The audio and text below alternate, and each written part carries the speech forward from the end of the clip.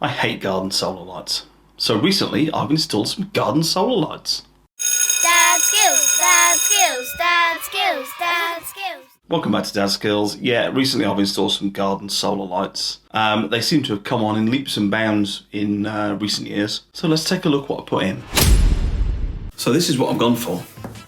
And it's the LED garden solar light with 2 movable lights on and a PIR sensor from Screwfix. And in the Screwfix at the minute, this light is $42.99, although the prices do seem to go up and down. Another company owned by the Kingfisher Group as well as Screwfix is B&Q. B&Q have got various own brands that they use, one of them being Dial, which stands for Do It All, but this one was labelled under Bloomer, and they've got this priced at the minute at £40, although it has been as low as $34.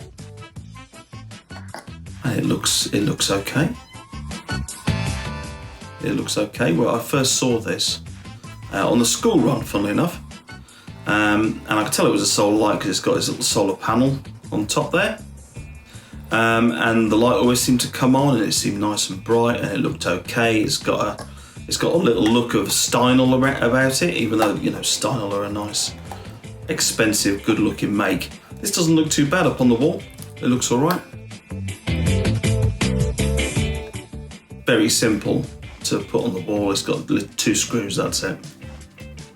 So you undo this little retaining screw, take the bracket off, and there it is, 2 screw holes, pop it on the wall. Easy as that. It's got a little switch on there, on and off. So it's got a battery inside that the solar panel charges. There we go, just popping it on the wall. Easy as that with the old Marksman pen. Makes it a lot easier, puts a bit of chalk on there. So a couple of reviews said that the PIR had to be lower down than normal because it doesn't move. And I actually found that I've actually lowered it since I put these on. A couple of bricks down and now they're absolutely fine. Pop it on and then you've got a retaining screw at the bottom. Just like every other PIR, it's got 3 adjustments on there. It's got the lux level that you want it to come on at, sensitivity and the amount of time it's on for. So there we go, I've got 2. Sun comes around there in the daytime, so they're always going to get a charge.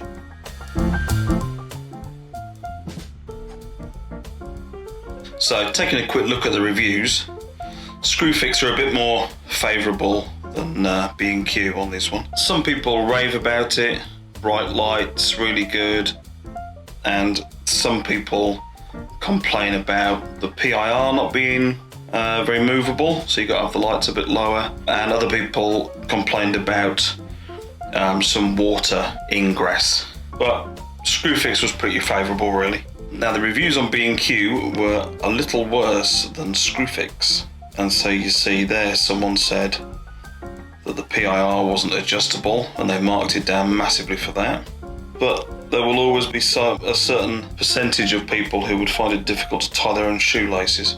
So some of the worst comments, you can probably discount them because they probably didn't have a clue what they were doing. You can't understand why there's such a wide spectrum of some people love them and they're still working after 12 months, no problem. And some people can't get them to work at all.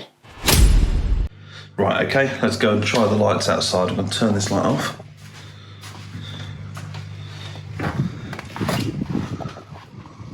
So I have actually lowered them a touch because it was taking me till I was, there we go, look, that's all right.